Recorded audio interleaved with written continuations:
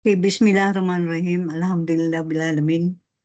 Sallallahu salam ala nabiyina Muhammadin wa ala alihi sabbi ajmain. Allahumma alimna ma yanfa'una wanfa'na bima 'allamtana wa zidna ilma. Assalamualaikum warahmatullahi wabarakatuh. I think dear sisters, inshallah lahat kayo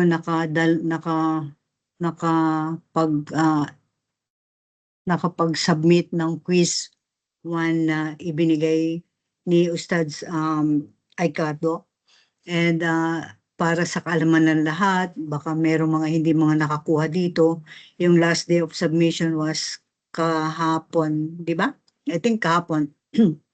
So, inshallah, ipagpapatuloy pa rin at alhamdulillah, inshallah, karagdagang kaalaman na naman para sa araw na ito, lalong-lalo na at patungkol ito sa Allah subhanahu wa ta'ala. And I think, Ustaz Adnan, pwede mo nang i-continue ang Okay na po, hintayin na lang po natin siya, no? Si Ustads. Ay lang po naman na malalaman ba nila yung result ngayon o ano ba? Hindi pa. Meron na daw po ang may result na po kaso hindi ko makita sa ano. Ang problema, walang kuryente po kala Ustads, hindi niya ma-download pero makaka-online siya ngayon kasi walang kuryente sa kanila, meron siyang gamit na ano. Hintayin na lang po natin yung announcement niya kung na-download po niya kasi pinapa-download sa akin, hindi ko po makita sa Gmail ko. Okay, inshallah. Okay po. Matatapos ba natin yung book inshallah for this whole semester? Meron pong program si Ustads na schedule po. Kaya nakalagay po talaga yung kung ilang session po natin matatapos inshallah. Inshallah. Tayo sa kalakip. po.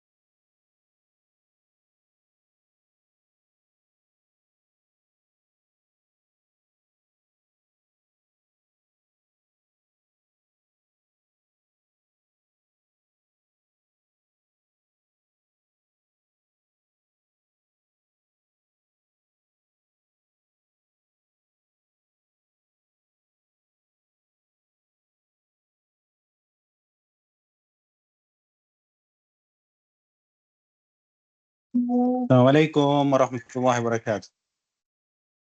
Waalaikumsalam warahmatullahi wabarakatuh. Waalaikumsalam warahmatullahi wabarakatuh. Fadal Ustads.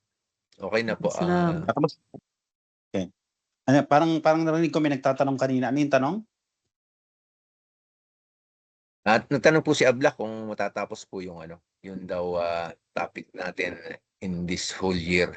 Sabi ko meron po kayong naka-program na date.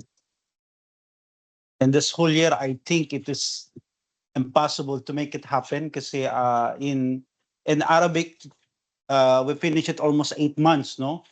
At syempre kapag transform natin yung Arabic lecture into other language, medyo mas humahaba siya. Plus, over and above, tulad ng sinabi natin sa admin, Bismillah, alhamdulillah, salatu salam rasulillah, ay biniblend natin yung mga samples at explanation ng mga moshayikh sa ating present situation. Kasi yung kanilang mga attendee at listeners ay mga Arab at ang mostly na samples na binibigay o matal ng ating mga moshayikh ay depende dun sa audience at lugar na kinaroroonan ng listener. And now we are on the Gen Z generation na kung saan yung mga situation and what is happening around with us on everyday ng ating way of living ay kaiba doon sa explanation ng mga nauna. Kaya tingnan mo, gumagamit tayo ng mga ibang halimbawa.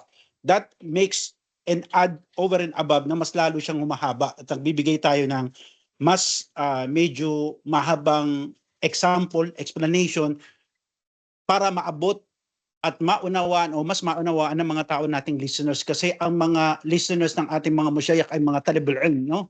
Sabi natin mga nakakaunawa sila ng wikang Arabe, samantalang karamihan ng ating estudyante na naway palaguin sila ni Allah Subhanahu wa Ta'ala, hindi pa tayo ganun kaano ba sa wikang Arabe. So medyo mas mababaw yung kanilang pangunawa sa aklat, sa original nitong pagkakasulat.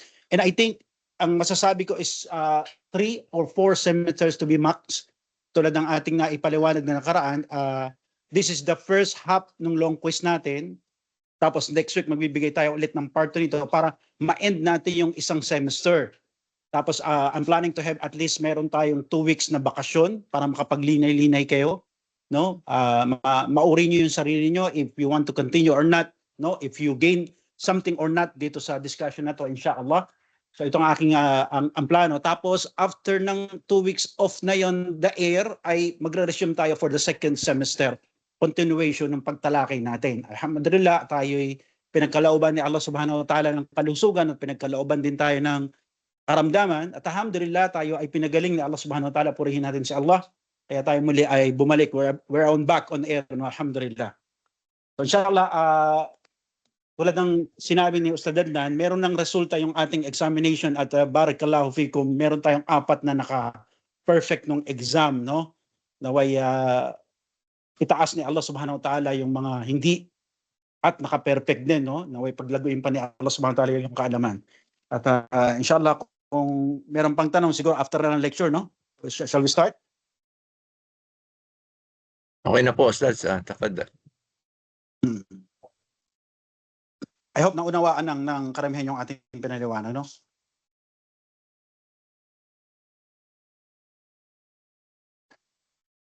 Okay. Bismillahirrahmanirrahim. Alhamdulillahi Rabbil Alamin. La ilaha illallah wahdahu la sharika lah. Lahul mulku wa lahul hamdu wa huwa ala kulli syai'in qadir. Asyhadu an la ilaha illallah wa asyhadu anna Muhammadan abduhu wa rasuluhu sallallahu alaihi wa ala alihi wa ashabihi wa man tabi'ahum bi ihsan ila yaumiddin, amma ba'd. Muli sa ngalan ni Allah, ang maawain, ang mahabagin, ang Panginoon ng sangkalikaan, tayo sumasaksi na walang Diyos na karapat dapat sambahin na masihigit pa kay Allah, at tayo din ay sumasaksi na walang ibang sugo na pinadala para sa sangkatauhan na masihigit pa sa katauhan ni Propeta Muhammad sallallahu alaihi wasallam. Bilang pagtutuloy, next slide po, Ustad.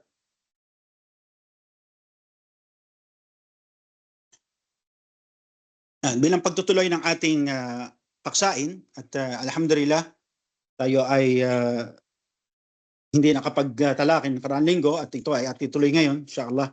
At nawa ay pakinabangin kayo ni Allah Subhanahu wa Ta'ala sa mga bagay na binahagi ng ating butihing Ustad Adnan at si Abla Iman, no? On our absence last week. At muli tayo ay tumatalakay pa rin sa share ng Al-Asma'ul Husna o pagpapaliwanag sa magagandang pangalan at katangian ni Allah Subhanahu wa Ta'ala na may kinalaman, sinabi natin, sa akida at tauhid, no? Na ito ay mga obligado na dapat matutunan ng isang Muslim o nag-aangking Muslim, dahil ito ay may kinalaman o malaking bahagi ng kanyang pananampalataya, walang iba kundi ang Islam.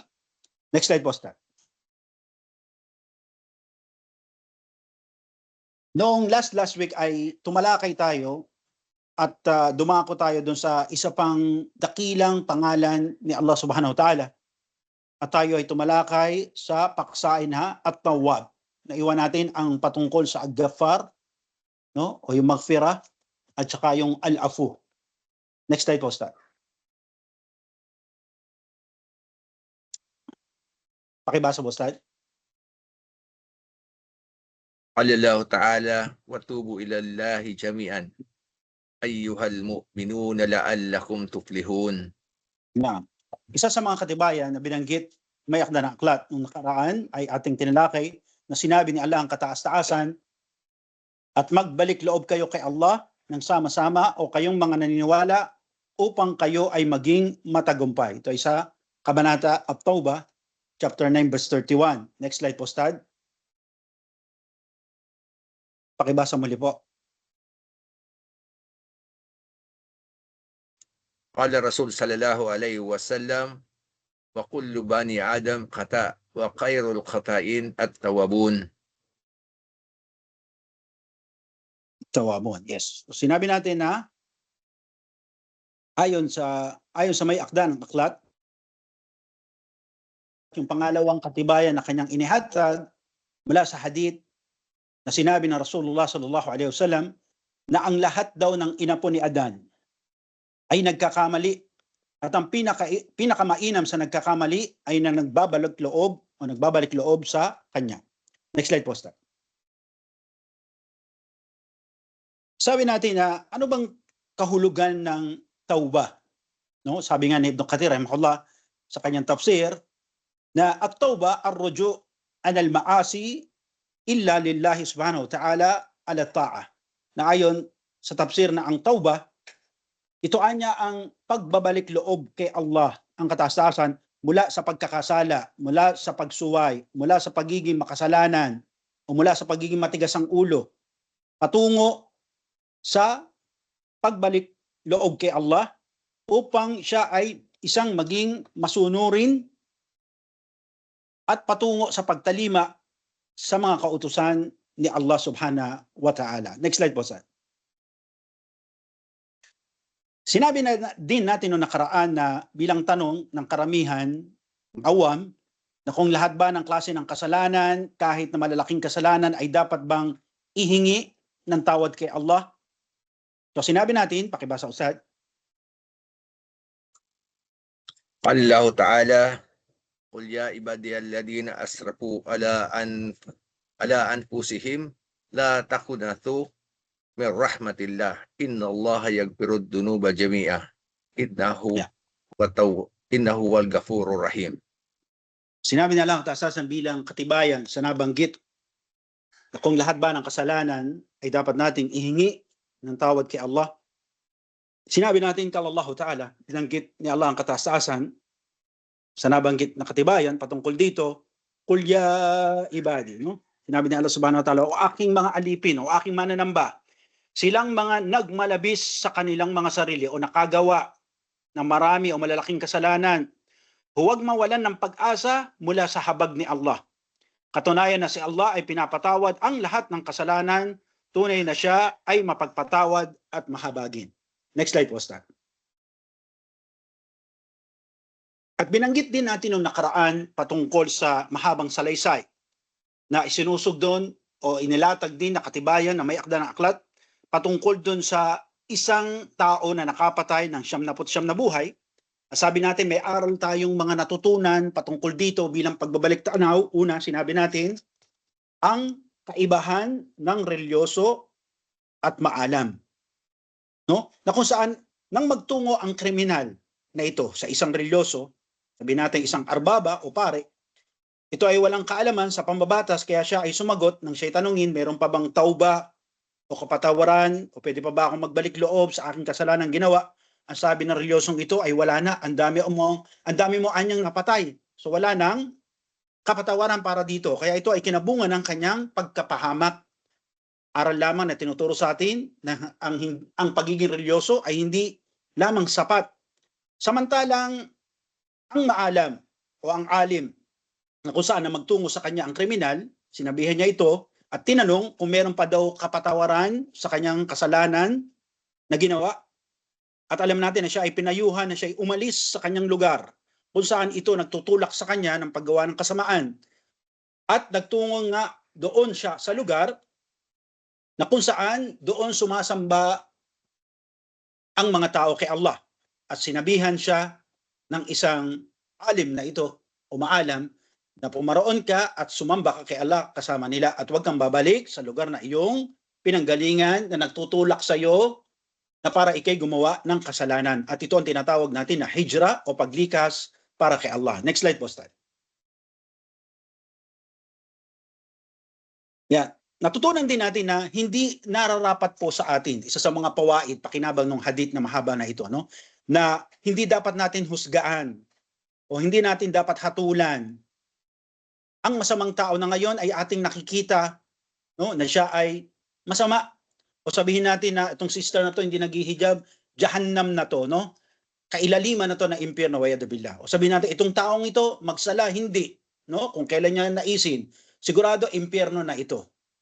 No, ito ay yung bagay na itinuturo sa atin ng hadith ayon kay Imam Nawawi rahimahullah na hindi dapat natin sabihin na dahil masama ang taong ito ay sigurado na siya sa apoy ng impyerno. Hindi naman siya si Abi Lahab, tiyuhin ng Propeta Muhammad SAW, na merong mismong precise na sura na bumaba na tumutukoy na siya ay sa ilalim ng impyerno kahit siya'y buhay pa. Wala naman. No? Sa ibang kaso, wala naman. Kaya hindi dapat natin sabihin na ang isang masamang taong ito ay sigurado na o 100% na sa impyerno. Hindi natin alam, baka sa huling bahagi ng kanyang buhay ay gabayan siya ni Allah at siya ay magtawbah. Next slide po, Ustad. Isa pa o pangatlong bagay na ating natutunan sa hadith na itinuro sa atin na kung nais talaga ng isang tao na siya ay magbago, ay mas inam sa kanya na pinapayuhan na siya ay lumikas sa ibang lugar kung ang lugar na kanyang kinaroroonan ang nagtutulak o kaya nagbubuyo sa kanya sa paggawa ng kasalanan. O ang mga tao sa kanyang paligid ang pumipigil sa kanya para siya ay magsisi. Alam natin, ito ang dahilan kung bakit ang mga ibang Pilipino ay ayaw nang umuwi ng Pilipinas pagkatapos nilang matagpuan ang Islam sa Saudi Arabia. Next slide po, Stan. Dahil sa kanilang pangamba na baka sila'y bumalik sa kawalan ng paniniwala, kaya mas ninanais nila at nangangarap sila na doon na lang abutan o lagutan ng kanilang buhay sa kaharian ng Saudi Arabia. Ganon din pang-apat, ating natutunan sa pawaid o pakinaban ng hadith. Tandaan natin na gaano man kalaki ang kasalanan ng ating ginawa, gaano man kasama ang kasalanan na ating ginawa, ay laging bukas ang kapatawaran ni Allah sa sino mang nais magtawbah. Next slide po, Stan. Sinabi rin ng mga ulama o kalal ulama, at-tawba wajaba min kulli dam, no? Na ang lahat ng ating kasalanan ay nararapat o obligado dito na tayo ay magtauba o humingi ng tawad kay Allah.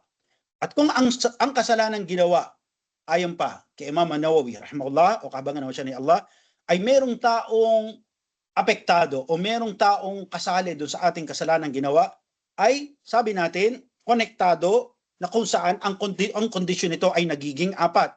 Sabi natin, unang kondisyon na binanggit, kay basa ba, Ustad? Ahaduhuma. Ahaduhuma ayuqliya anil maasiyah. Yan. Una daw, dapat ay ang isang tao ay tigilan ang kasalanang ginagawa. Dahil ayon nga sa mga scholar na hindi maaaring magtauba ang isang tao o siya ay patuloy sa paggawa ng kasalanan. Sinasabi nyo, astaghfirullah, astaghfirullah. Okay, sinasabi ng mga tao, gusto nilang bumait pero di nila magawa. Kasi tuloy-tuloy pa yung paggawa nila ng kasalanan. Next slide po, Ustad. Pakibasa po, Ustad. Athaniyah an yandamah ala fi'liha. Yan. Pangalawang kondisyon sa tauba ay pagsisihan ang kasalanang ginawa o kamuhian yung kasalanang ginagawa. No? Hindi maaaring magtauba ang isang tao kung may pagkagusto at pagkaibig sa kasalanang ginawa. Ang isa sa binibigay na karaniwan, dito, nasabi natin, alam natin, natutunan natin na ang pagkain ng haram, halimbawa yung karne ng baboy ay bawal, no? Hindi dahil nasa Saudi ay hindi kakain ng baboy o dahil nasa Saudi hindi iinom, pero pagdating ng Pilipinas, dahil walang kasamang Muslim, wala anyang nakatanaw na kanilang abla o guro, ay kakain na muli o titikim na muli ng baboy at sasyat na muli ng alak. Wiyadhu-billah. Ito hindi kasama sa kondisyon ng tauba. Next slide pa, Ustad. Pakibasa po. Wathalitha ay ya'zima an la ya'uda ilayha abadan. Yan. Pangatlo, kondisyon ay huwag niyong babalikan, huwag uulitin ang kasalanan ginawa, no? Hindi maaaring magtauba ang isang tao tapos paulit-ulit niya itong ginagawa. Binigay natin yung halimbawa, di ba? Karamihan kasi sa mga kasistera natin, lalo kapag nasa malayo, nalulungkot, no? Sila'y nasushoot, nalulubog sa relasyong bawal, no? Nakikipagrelasyon ang karamihan sa kanila sa hindi kapanalig o pananampalataya, no? Nakipagrelasyon sa kafir, wa'yadhu-billah. Alam natin ang bagay na ito ay bawal sa atin, no? Nakipag-break, heartbreak, nalungkot, binalikan. Tapos nalinawan, mali na naman, tapos siwalay, tapos balik na naman. Hindi to kasama sa tawba, no? Yung aalis, babalik, no? Isang iniwanan, isang babalikan. Wayado billah. Hindi to kasama sa tawba. Next slide po, Ustad. Naam. Ang pangapat, wa in kanat al-ma'asiya, no? Yata'allaq bi'adami o pibasyaran akhar, kung daw ang kasalanan ginawa ay merong kasama o merong nadamay na isa pang may buhay o isang tao, kondisyon yun na tayo ay humingi bilang pang-apat na kondisyon na humingi tayo ng tawad sa ating kapwa. Ayun, sabi natin na masalo, issue dito, halimbawa, nagpunta sa ibang lugar, nagpunta ng Norway, nagpunta ng New Zealand, nagpunta ng Australia, nag-migrate ng Canada, yung kanyang dati niyang kasama, na kanyang nililibak at sinisiraan, paano ngayon hihingi ng tawad? Sabi na ito ay masalo, issue na sinagot na rin natin noong nakaraan. Ngayon, sabi natin, ang kondisyon na pang-apat dito, dapat hingin natin yung kanyang kapatawaran. Pakibasa po, Ustad. Ang dalil. كما قال النبي صلى الله عليه وسلم كفرات من عتبته أن تستغفر له. Na, sinabi ng Propeta Muhammad, ang kabayaran, no? Al-kafara, ang kabayaran para sa sino mang iyong siniraan, minali, o sabihin natin, ninakawan ng kayamanan ay ang paghingi ng tawad sa kanya. Next slide po, Ustad. Okay. Pagkatapos ay maaring isipin o maaring sabihin ng karamihan sa atin, paano nga ba tayo magtatawba? Paano ba tayo hingin ng tawad kay Allah? Dapat pa tayong magkumpisal sa isang pari?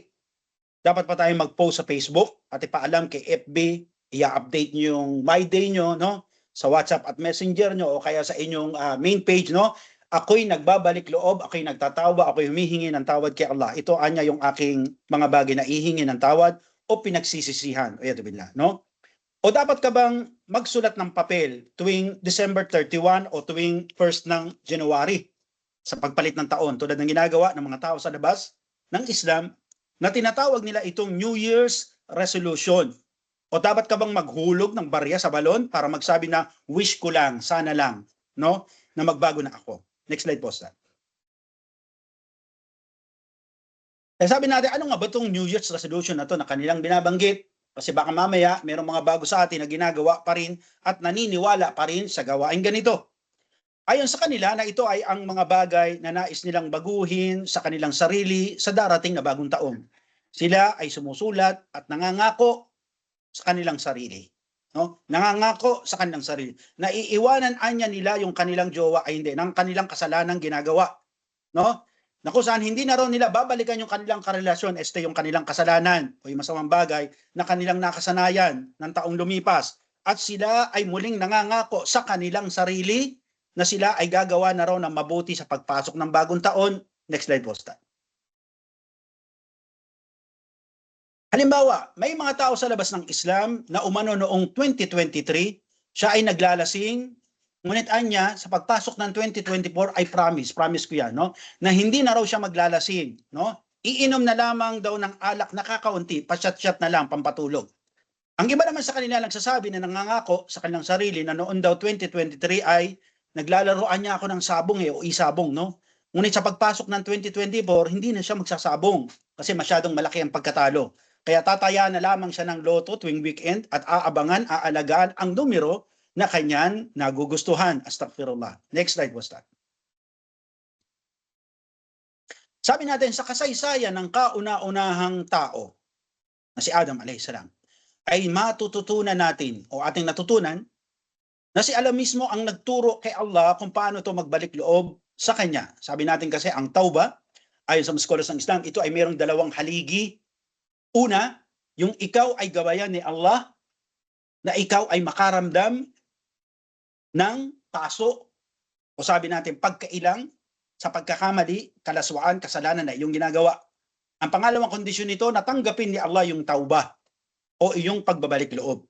Sa kasaysayan ni Adam a.s., alam natin, natutunan natin na si Allah mismo ang nagturo at naggabay kay Adam a.s. kung paano siya magbalik loob sa kanya. Pakibasa po, Ustaz.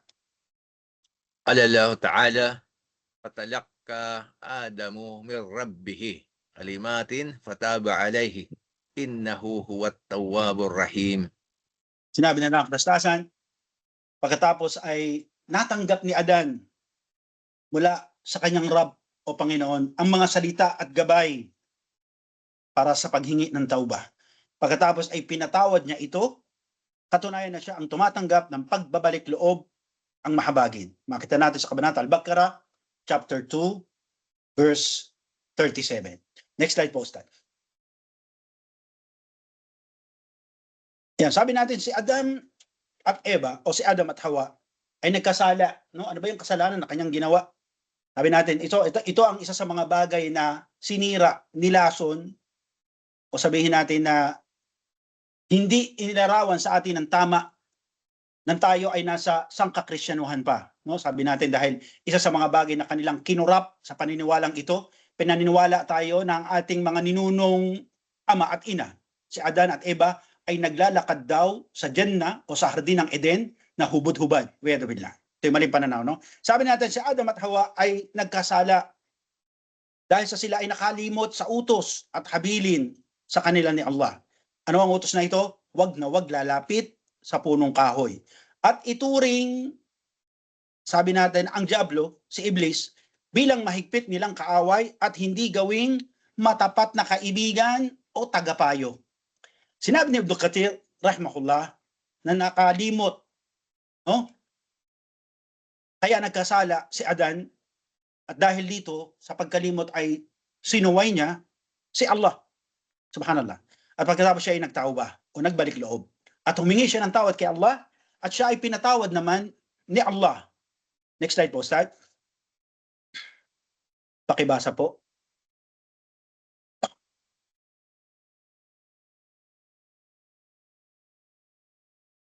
Wala po kayong tinig. Allahu Ta'ala, Rabbana dalamna anfusana, wa illam tagfir lana wa tarhamna, wa lakunanna minal khasirin. Sabi niya lang katastasan, bilang doa ng ating ninunong si Adan, isa sa mga bagay na kanyang iniwanan sa atin, bilang halimbawa o bahagdan kung paano tayo lalapit at hihingi ng kapatawaran kay Allah Subhanahu wa Ta'ala kapag tayo'y nadadapa, tayo nabubuslo, at tayo nagkakamali at tayo'y sumusuway sa mga pinagbawal ni Allah Subhanahu wa Ta'ala. Sabi ng ating ninuno na si Adan, Rabbana, dalam na ampusana, aming Panginoon, tunay na nagbalabis kami sa aming mga sarili. At kung hindi mo kami patatawarin at hindi mo kami kahabagan, ay mapapabilang kami sa mga talunan. Ito nakita natin sa Kabanata Al-A'raf, ayat 33, na dito natin matututunan kung paano ang paninibugho, pagpapahinuhod, pagpapakaawa ni Adam alayhis salam ng ating ninuno kay Allah para siya ay patawarin sa kanyang pagkakamali na kanyang nagawa. Next slide, posta. Sabi pa ni Imam At-Tabari rahimahullah sa kanyang tafsir, no? Wakala Abu Ja'far, hada kabaru min Allah Jalla Allah Ta'ala wa an Adam wa Hawa wa fima ajabahu bih. Na kung saan ayon kay Abu Ja'far, ayon kay Imam At-Tabari, sa bersikulo na ating narinig, na binanggit at binalita sa atin ni Allah, na si Adan at Eva o si Adam at Hawa ay nagpahinuhod, sila'y nagbalik loob, sila'y humingi ng tawad kay Allah. At kanilang nalaman sa kanilang mga sarili na sila nga ay tunay na nagkasala sa pamagitan ng pagkain nila ng bunga ng punong kahoy na ipinagbawal. Dahil ito sa pagsunod nila at pag-uudyok sa bulong ng mahigpit nilang kaaway, kaya sila ay humingi ng tawad sa kanya at habag na siya namang kabaliktaran na ating natutunan na ginawa ni Iblis o ng Diablo. Next slide po, Ustad. Sinabi pa ng ibang mga mupassiro nagpapaliwanag na ito yung dalawang sunna o dalawang bahagdan na iniwan sa atin ng kasaysayan na nagmula pa o galing pa ng Jannah o Paraiso.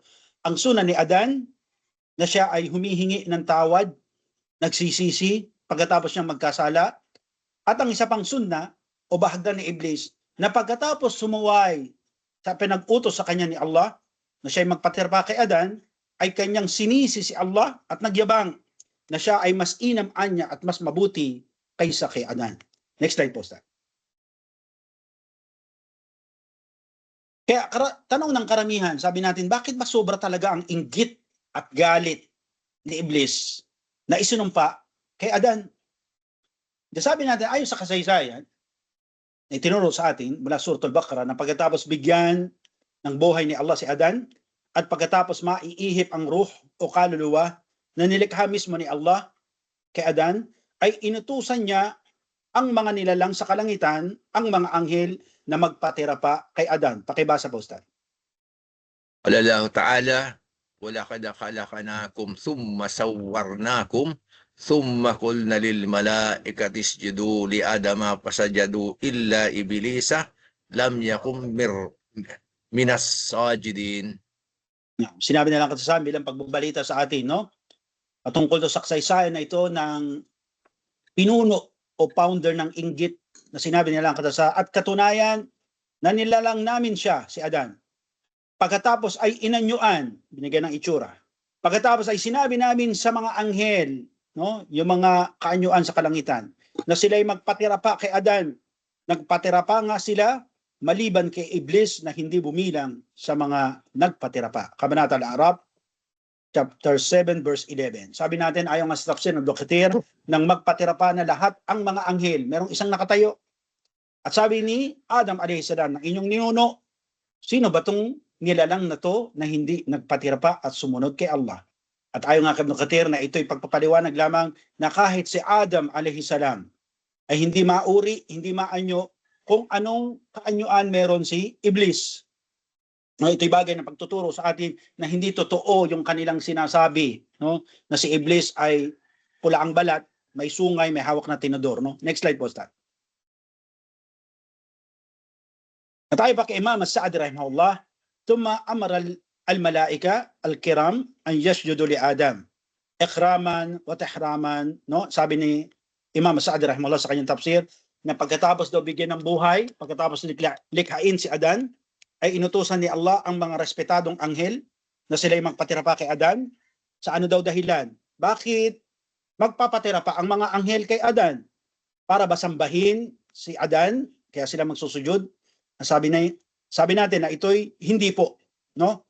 Ito ay bilang, ayon nga sa mga ulama, na bilang paggalang at pagrespeto at pagsunod mismo sa utos ni Allah. Sino ba nag-utos na sila'y magpatira pa? Si Allah. Kaya ito ay bilang pagsunod at pagbigay respeto at paggalang ni Allah kay Adan na kanyang nilikha mula sa kanyang kamay. Sabi natin, merong isang tumanggi. Dahil sabay-sabay nga nagpatira pa, may tumanggi. No? May sumuway na magpatira pa. At nagmalaki at nagyabang. At itinaas ang kanyang sarili. Sa pangyaring ito ay nagtuturo sa atin na ang pinuno ng kayabangan, ang promotor ng kayabangan ay ang demonyong si Iblis. Nagyabang siya kay Allah at siya ay nagsabi na si Adan ay tao lang at siya ay jinn o engkanto. Kaya umiwas po tayo, no, sa pagiging mayabang para wag tayong matulad sa ninuno nito ng mayayabang na si Iblis. No, pero normal 'yon kahit sa atin, sa mga Pilipino, no? Sabihin, Sri Lanka lang 'yan, Pilipino ako. Indonesia lang 'yan, Pilipina ako. No? O kaya sabihin na Habasi lang 'yan, Pilipina ako. Pagkaingatan nyo, ito ang same word o exact word na ginamit ni Iblis para alipustain si Adan. No, tao lang yan, jinn ako. Wa'yadu billah. Next slide po, Sir.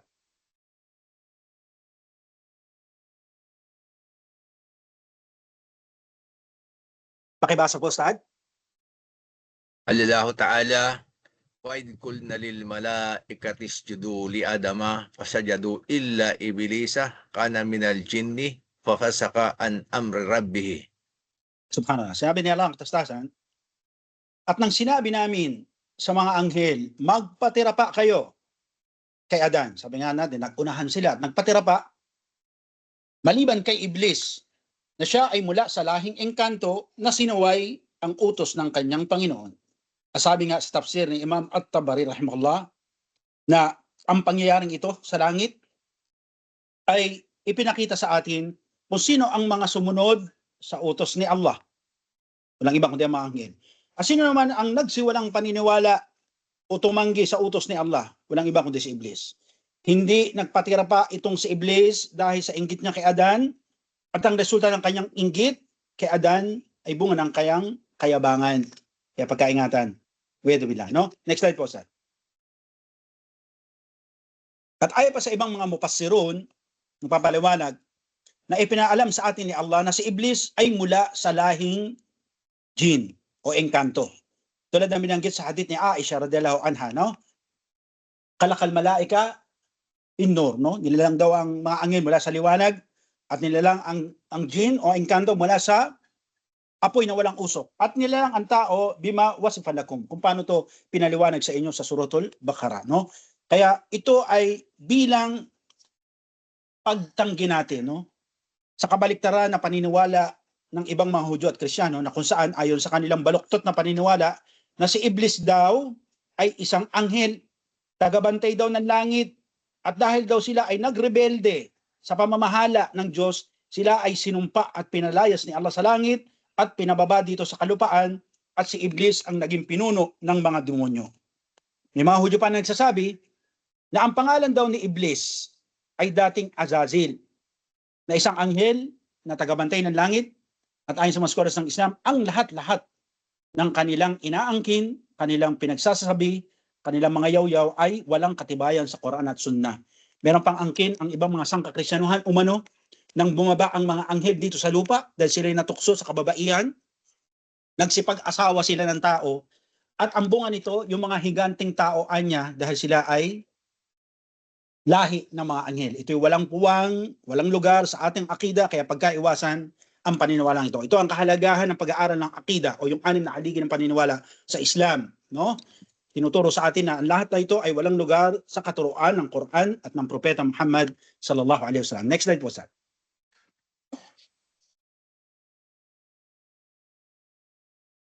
Pagkatapos nilangin ni Allah si Adam at Hawa, ay pinahintulutan ni Allah subhanahu wa ta'ala na manahan ang mag-asawang ito sa Jannah o Paraiso. Sana all, no? Pakibasa po, Ustad. Alallahu ta'ala, wa ya Adam uskun anta wa zawjukal jannata wa kula min haythu syi'tuma wala taqraba hadhihi syajarata fatakuna minadh-dhalimin. Sabi ni Allah, tasasan bilang pagbabalita kung paano to kinamasa ng mag-asawa. Sabi ni Allah ang katasasan, o Adan, manirahan ka at ang iyong asawa sa paraiso, at kumain dito ng anuman na inyong naisin, at huwag lalapitan ang puno na ito dahil mapapabilang kayo sa mga mapagmalabis.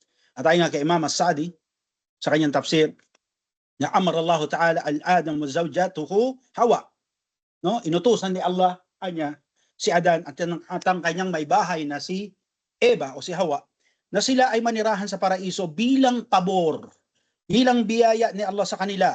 Pinayagan sila na kumain sa mga prutas sa paraiso, kung papaano nila naisin o papaano nila gustuhin. Maliban lang sa isang puno o prutas na kung saan sila ay pinagbawalang lumapit, hindi pa nga kumain. Bawal lumapit. No? Next slide po, Star.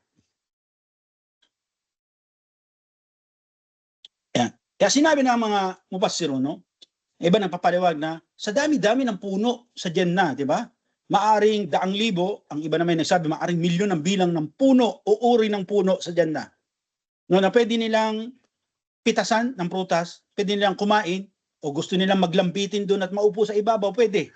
Isang uri lamang ng punong kahoy ang pinagbawal sa kanila at inutusan sila, huwag kayong lalapit, no? Kaya nagtataka ang mga karamihan, bakit daw lumapit to si Adan at Eva sa punong kahoy na pinagbawal ni Allah? At paano nilang nagawang kumain sa bunga nito? Bawal nga. Subhanallah, no? Bawal nga. Let's slide po, Ustad. Sabi ni Ibn Kathir rahimahullah na ang dahilan kung bakit dahil nalinlang sila, naloko, nagoyo, no?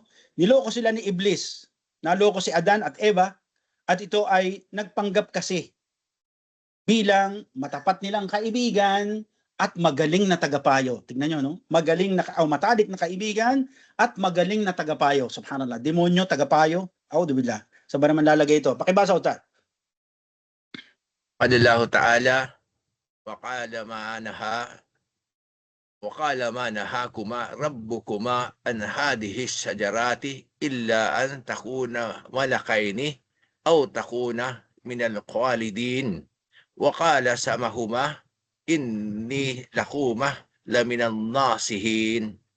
Yun ang pinakamabigat doon sa huling binasa ni Ustad, no? Sabi ni Allah ang katastasan, at sinabi nitong Diablo na to, ni Iblis, no? Sabi niya, subhanallah, hindi naman talaga daw pinagbawal sa inyo ni Allah ang punong ito. So, subhanallah, no? Hindi daw bawal. Sabi na nga, la taqrabu hadis sajara. Hindi raw bawal. Hindi naman totoong bawal tong puno na ito, no? Dahil kapag kumain kayo dito, ay magiging anghel kayo. Subhanallah, no? Sabi nga natin, pag nakakakita tayo ng magaganda, no? O kaya, sabihin natin na magaganda ang itsura o mga gwaping, no? Sabihin ng malaanghel. Ito yung natutunan natin sa kasaysayan ni Propeta Yusuf alayhi salatu wassalam, no? Na kung saan sabi natin na sinabihan sila na huwag kayong lalapit. Sabi naman ni Iblis, ay hindi naman totoong bawal to, no? Kasi kapag kumain kayo dito, anya, ay magiging anghel kayo. Mashallah, no? O mamamalagi kayo o hindi na kayo mamamatay. Forever na kayo dito sa paradise. Ayun naman ang gusto ng tao. At sinumpa o sumumpa si Iblis sa kanila, sabi niya, wallahi, billahi, tallahi, no? Katunayan na ako ay matapat niyong tagapayo, no? Doon sila nabuslo, no? Kabanata Al-A'raf, chapter 20, verse 31. Sabi nga ng mufassirun, sabi ng mga scholar na, kaya ingat tayo, ha? Pagkakaingat kayo, subhanallah.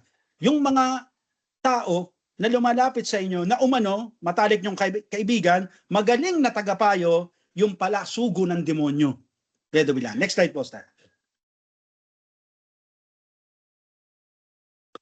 sabi ba sa tafsir ni At-Tabari rahimahullah, وقال أبو جعفر يقول جل ثناؤه وقال الشيطان لآدم وزوجته حواء ما نهاكما ربكما عن هذه الشجرة أن تكونا ملكين, no? Sinabi niyang tafsir ni At-Tabari na nagwikaan niya itong Diablo na ito, si Iblis, sa mag-asawang si Adan at Eva, no? Na hindi naman daw anya bawal, ginawa pang sinungaling nitong demonyo na ito, no? Nitong Iblis na ito na sinumpa. Ginawa niya pang sinungaling si Allah sa harapan ng mag-asawa dahil anya hindi raw bawal ito, a'udhu billah, no? Hindi raw bawal. Kasi kung kakain daw sila dito daw sa puno na ito na hindi daw bawal, kapag kumain sila, forever living na sila, forever young.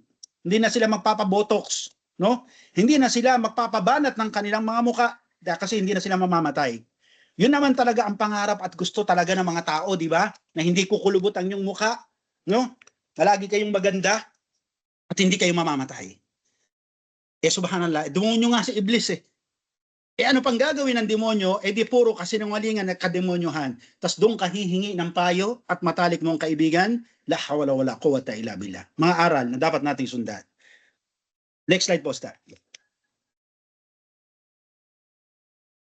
At sinabi pa ni Ibn Kathir rahimahullah at ni Abu Ja'far, wa amarahu iyyakum bi akli at-tamara fi as-sajara allati nahituma an akli at-tamara wa fi khabari wa iyakuma bima akbara kama bi fi akhir at-tafsir. Sabi doon na sumumpa kasi daw ito si Iblis at ginamit niya ang ngalan ni Allah, no? Biruin niyo, demonyo pupunta sa inyong harapan o kaya sugo ng demonyo pupunta sa inyong harapan, sasabihin sa inyo wallahi billahi, no? Subhanallah. Kukumbisihin ka dahil ito ang paraan ng pagkumbinsi ni Iblis kay Adan at Eva sa kanyang pandaraya, sa kanyang panloloko sa kanila. At pagkatapos makumbinsi ng itong Diablo na ito ni Iblis, si Adan at Eva, ay inutusan sila ni Iblis, sige na, kuha na kayo, no? Sa puno, tikman, ang sarap kaya, subhanallah. At sila ngay kumain. Kaya magkakaingat-ingat tayo, ang payo sa ating mga skoran. Sa taong mga pasumpa-sumpa pa sa ngalan ni Allah, no? Makikita nyo, balbas sarado, nakataob, no? May gutra pa sa ulo. Yung pala ang dala kasinungalingan. At ayon pa kay Ibn Kathir, sa ibang ulat pa ng tafsir, 1,000 taong niligawan, binulungan, winaswasan ni Iblis sila Adam at Hawa. At ito ang kinabunga na sila'y nakalimot. Nabunga ng haba ng panahon na kanilang nakalimutan na ang puno pala ay bawal at si Iblis ay matalik pala nilang kaaway. Subhanallah. Next slide po, Ustad. Kaya huwag kayong mag-akala, no?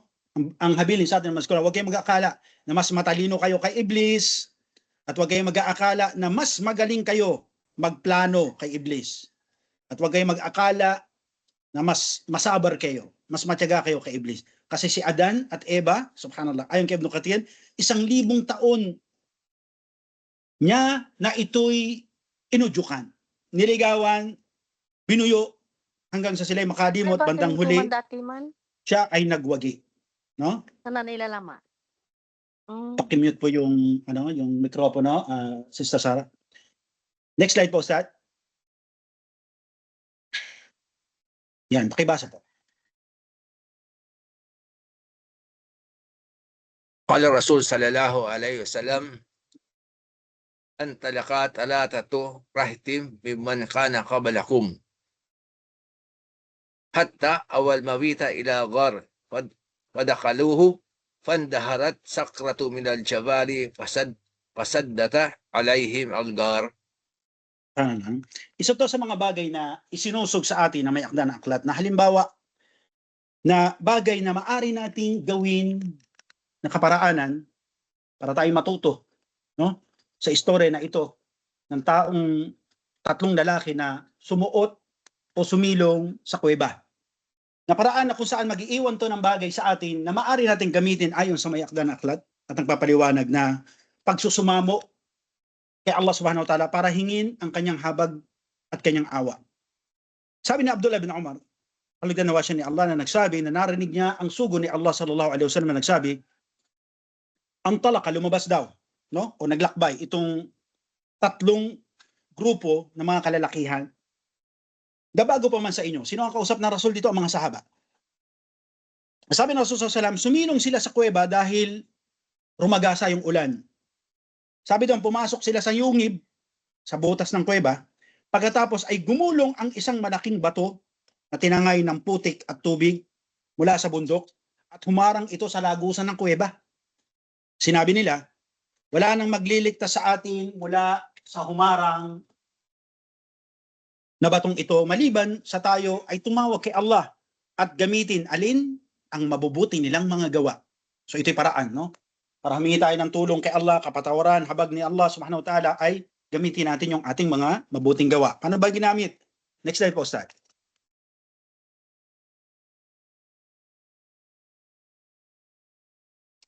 Yan. Pakibasa po, Ustad. Faqala rajulun minhum, Allahumma kana li abawani shaykhani kabiran wa kuntu la aghwiku al-qabuk syarbah al-laban akhir an-nahar qablahuma ahlan wala malan. Sabi ng Propeta Muhammad sallallahu alaihi wasallam na nang mapasuot na sa kuweba ito at natakpan sila ng bato, nag-usap-usap itong tatlong mga lalaki na to. Sabihin nila na bakit hindi natin gamitin yung ating mga mabubuting gawa para malaman natin kung ito ba'y tanggap kay Allah at hilingin natin na tulungan niya tayo na makalabas dito sa kuweba na ito. Sinabi ng isang lalaki mula sa kanila, O Allah, ako ay may mga magulang na matatanda na at hindi ako umiinom ng gatas sa araw bago pa man sa kanila. Kasi ang lalaking ito, ang kanyang hanap buhay ay ang maggatas ng kamilyo at ibinebenta niya sa palengke. Sabi doon ang mga matira nito ay hindi niya iniinom o iniinuman o kahit ng kanyang asawa at mga anak maliban na mauna yung kanyang mga magulang. Sabi doon na kahit pa ang kanyang pamilya, ayon sa lalaking ito, sa rawi ng Propeta Muhammad sallallahu alaihi wasallam, na kahit sila walang malan, wala isang malan, wala silang salapi. Ibig sabihin, ito lang yung kanilang source of income, yung paggagatas ng kamilo. Isang araw, sabi niya, ay naging abala ako, kaya na-late siya ng dating o pagtungo sa kubo ng kanyang mga magulang. At pagdating niya doon, sabi, nakatulog na sila sa paghihintay. Pagkatapos gugatasan yung hayop, pagdala ko sa kanila, natagpuan ko na sila'y tulog. Tumayo ako sa kanilang pintuan at naghintay sa kanilang paggising at ayaw niyang gisingin ang kanyang mga magulang dahil baka sila ay masarap ang pagtulog. Sabi doon, kahit pa na umiiyak na yung kanyang anak doon sa kanyang paanan, no, nakikiusap na uminom na doon sa gatas ng kamino. Kasi ito yung isa sa mga parang pagkain at inumin ng mga Arabo sa disyerto, no? Datiles, gatas ng kamelo. Sabi nung kaya umiiyak yung bata, hindi niya pa pinaiinom kasi gusto niya na uminom muna yung kanyang mga magulang. Naghintay siya hanggang umabot ang madaling araw at nagising yung kanyang mga magulang. No? At ito ay pinainom niya. Pagkatapos uminom ng kanyang magulang, nakita niya na satisfied na sila, tsaka niya pinainom yung kanyang mga anak, kanyang asawa, at tsaka siya uminom. Sabi ngayon ng lalaking ito, Ya Allah, no? Kung batid mo na ang bagay na ito'y katanggap-tanggap sa iyo, no? Ibig sabihin, ginawa niya yun na ikhlas para kay Allah o pagsunod kay Allah, ay alisin mo ang batong nakaharang sa yungib. Sabi nga, pinangyari ni Allah na ito'y umusog ng kaunti. No? Sabi doon, nakakita sila ng liwanag na umaagos o tumatagos galing sa labas. Next slide po, Stan. Pakibasa po. قال النبي صلى الله عليه وسلم وقال الآخر اللهم كانت لي بنت أمي كانت أحب الناس إلي فأردتها عن نفسها. Sabi ng Propeta Muhammad sallallahu alaihi wasallam, yung pangalawang lalaki naman, natapos na yung isa, siya naman ang nagdua. Sabi ng Propeta Muhammad sallallahu alaihi wasallam, sinabi ng lalaking ito, Ya Allah, o Allah, Allahumma. Noon ay may anak na babae ang aking tsuhin. Sabihin yung pinsan niya, kasi hindi naman bawal to sa Muslim na pakasalan yung kanyang pinsan. Sabi yung kanyang pinsan, na anak ng kanyang tsuhin, ay gustong-gusto ng lalaking ito. No? Ibig sabihin, gusto niyang asawahin. No? Subhanallah. At pinakamamahal siyang tao sa kanya bukod sa iba. At sabi niya na, tinanggihan niya ako. Sabi, nag-propose siya ng kasal, tinanggihan siya ng kanyang pinsan. Hanggang sa dumating yung panahon na nangangailangan, at sabi sa ibang ulat ni Imam Muslim, nagkasakit yung kanyang tsuhin o yung magulang ng babaeng ito. At wala siyang malapitan, maliban to sa kanyang pinsan. At ginawa ng lalaking ito, sabi niya doon sa pinsan niya, sa isang kondisyon, pahihiramin kita, basta sumiping yung babae o yung kanyang pinsan sa kanya. Sabi doon na nagkasundo dahil kailangan, no? Ang ginawa ng babae, pumayag siya hanggang siya ay binigyan, at sabi doon sa ibang ulat, binigyan siya ng 200 dirham. No? Subhanallah. At sabi doon na yung lalaki na ay ando na sa akto na siya ay waka, no? Sabi doon nakadapa na siya, no? Nakatalungko na siya doon sa babae. At sabi doon yung babae nagsabi sa kanya, sabi nung babae sa kanya sa wikang pagkakasalan, sabi, "Huwag mong buksan yung bagay na sarado." No? Huwag mong gawin yung bagay na haram sa hindi kaparaan ng halal. Sabi na ibang nagpaliwanag, huwag daw sirain yung kanyang virginity na hindi kasal. No? Sabi doon, nang maalala ito ng lalaki, siya'y tumayo. No? Sabihin, umiral sa kanya yung takwallah. No? Sabi doon, iniwanan niya. At sabi pa ng Propeta Muhammad, hindi binawi ng lalaki yung kanyang ibinigay na pera doon sa babae. Sabi ng lalaki ito, Ya Allah, kung ang bagay na ito'y ginawa ko, na alam mong ginawa ko para sa iyo, ay buksan mo ang lagusan ng kuwebang ito. Sabi nga na lumaki yung butas, sabi doon, nakakalawit na yung kanilang ulo pero hindi pa rin sila makalabas. Next slide po, Stan. Pakibasa po. قال النبي صلى الله عليه وسلم وقال الثالث اللهم إني استجرت أجارة فأتيتهم أجرهم غير رجل واحد ترك الذي له وذهبه. Sabi ng Propeta Muhammad, yung pangatlong lalaki naman, doon na nasa kuweba ay nagsabi at nagwika siya, Ya Allah, no, alam mo na ako'y umarkila ng mga manggagawa sa akin, no, sa ibang ulat ni Muslim, sa kanyang bukirin, no? Subhanallah. At sila nagkasundo sa bayarin o arkila na kanyang babayaran, na kung saan ito ay isang sako ng palay. Nang siya ay matapos, nabayaran niya yung iba, maliban doon sa isang lalaki. Nang hiningi ng lalaki yung kanyang kabayaran, akin na yung ujara, ibig sabihin yung sweldo niya. At ang binigyan niya ito ng isang sakong palay, tumanggi yung lalaki. Sabi niya, mas marami akong natrabaho, mas marami akong nagawa. Ang iyong binabayad ay hindi patas para sa aking mga nagawa. Kaya hindi tinanggap ng lalaking ito yung kanyang kabayaran at siya'y umalis o tumalilis. Sabi ba sa ulat, ayon sa Rasul sallallahu alaihi wasallam, ginamit ng lalaking ito ang palay na yon pinatanim niya muli, tumubo, lumago, at sabi lumipas ang ilang taon, merong nag-ulat na sabi 3 taon, 2 taon, wallahu alam. At ang resulta ng pagtatanim na to, nakabili siya ng hayupan, sabi doon merong ganam, meron siyang tupa at kambing, at isang araw ay dumating yung lalaki at nagsabi sa kanya, o alipin ni Allah, no, tinakot na siya. Ya Abdullah, no, matakot kay Allah. Ibigay mo yung aking hak, ibigay mo yung aking karapatan na tinarabaho ko sa iyo na mga lumipas na taon. At sinabi nung lalaking ito, yung pangatlong lalaki sa kuweba, sabi niya, nakikita mo yung burol na yan? So nakita, tinuro. Sabi nung lalaki, oo. Nakikita mo yung mga hayupan na yan? Sabi niya, oo. No? Meron siyang tupa, may kambing. Sabi niya, ang lahat ng ito ay sa iyo. At sabi pa sa ulat ng ibang pagkakaulat na merong 300 na mga hayupan, ang dami, na bunga o resulta nung pagtatanim at pag-ani ng isang sakong palay. Kaya sabi ng lalaki sa kanya, lahat to ay sa iyo, kunin mo. No? At sabi sa ulat ng mga Muslim na kinuha lahat ng lalaking ito at wala siyang tinira. At sabi niya, Ya Allah, alam mo na hindi ako naghangad ng bagay sa kanyang pinaghirapan at resulta nito, kung alam mo ang bagay na ito'y ginawa ko para sa iyo, tanggalin mo ang harang sa kuwebang ito. Sabi nga ni Imam Muslim rahimahullah na ang takip o bato sa yungib ay dumulas o natanggal na at sila ay nakalabas. Next slide po, Ustad. Sabi natin, bakit ba natin nabanggit o bakit binanggit, no, ng mga scholar ang salaysay na ito? Dahil ayon sa kanila o ay sa kanilang paliwanag na ang paggawa ng gawaing mabuti para kay Allah, ikhlas para kay Allah, ay isang paraan para tayo ay mapalapit sa Kanya at paraan para sa paghiling natin kay Allah ng Kanyang awa, habag at kapatawaran, ay maaari nating magsumamo na gamit ang mga ito. Pakibasa po, Ustad.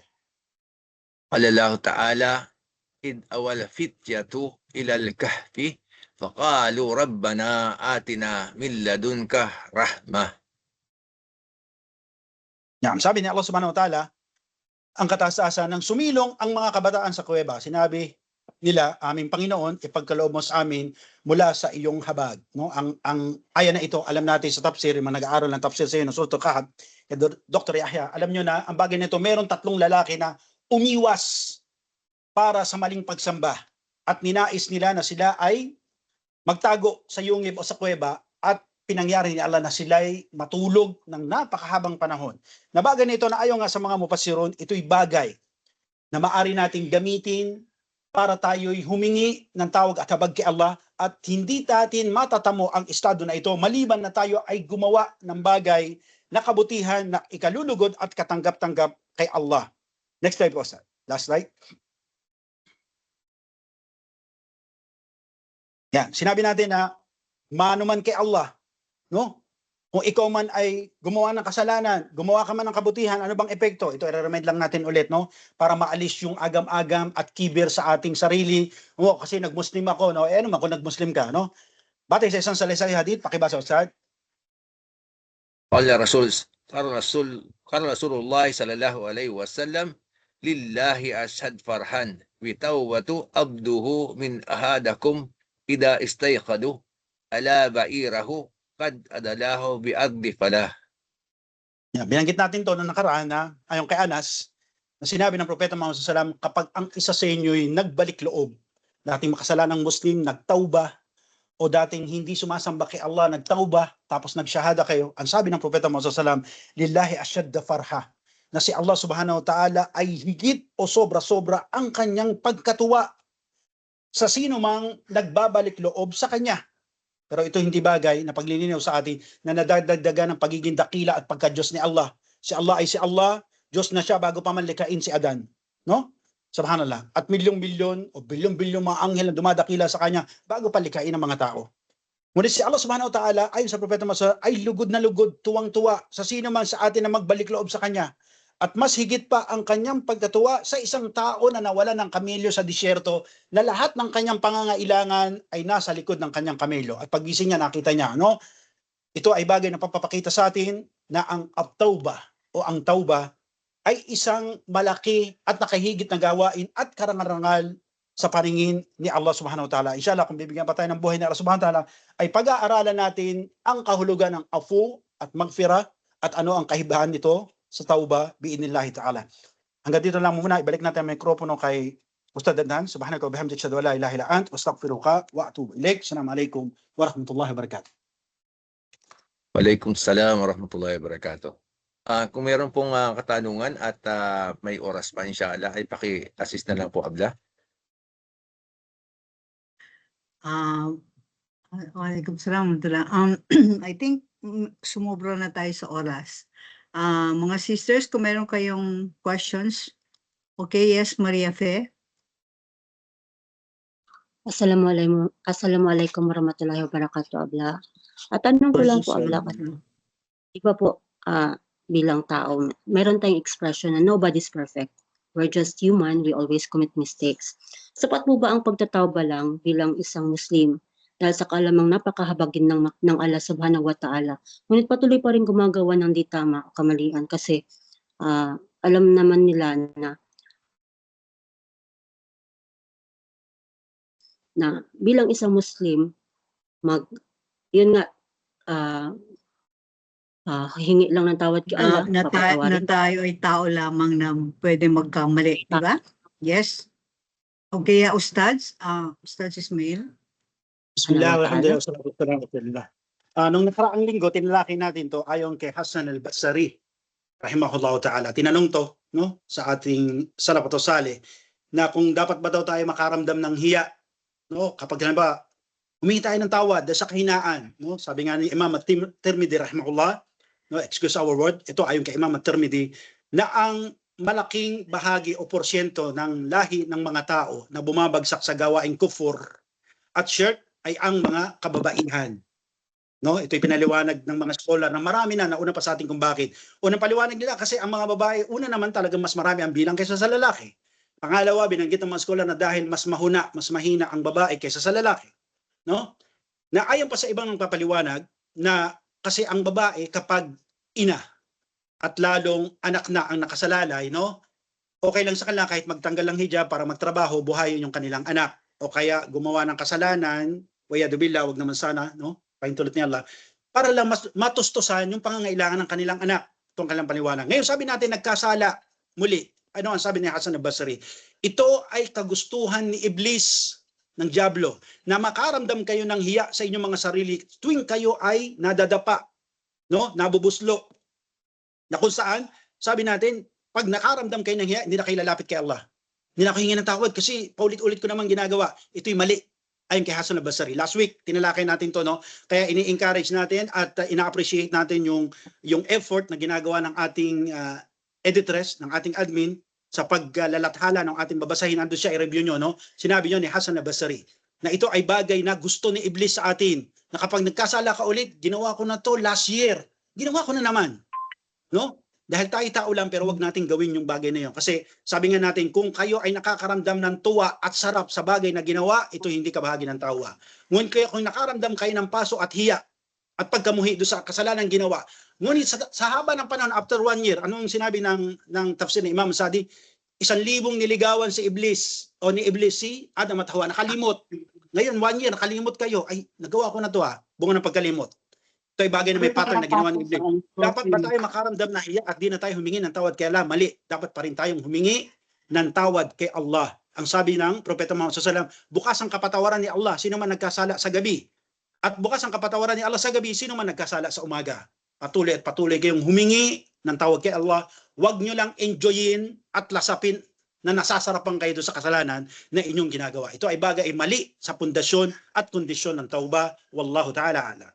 Next slide. Next question to, Abla.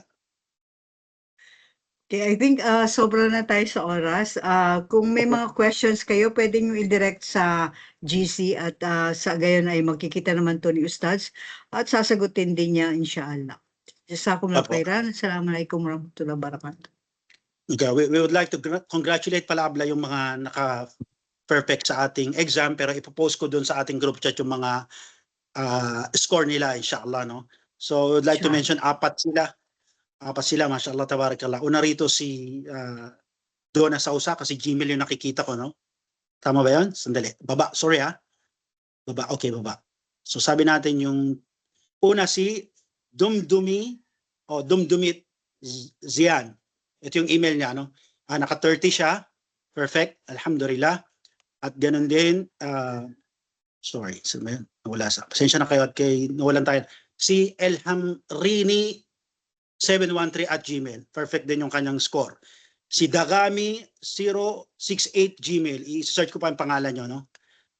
At yung panghuli ay si Iman JJ @gmail, no? Barakallahu fikum sa inyo, no? Naway yangat pa kay Allah subhanahu wa ta'ala at pagtibayin pa. Marami nakakuha ng 29 sa inyo kasi medyo tricky yung ating question na ginawa. Barakallahu fikum.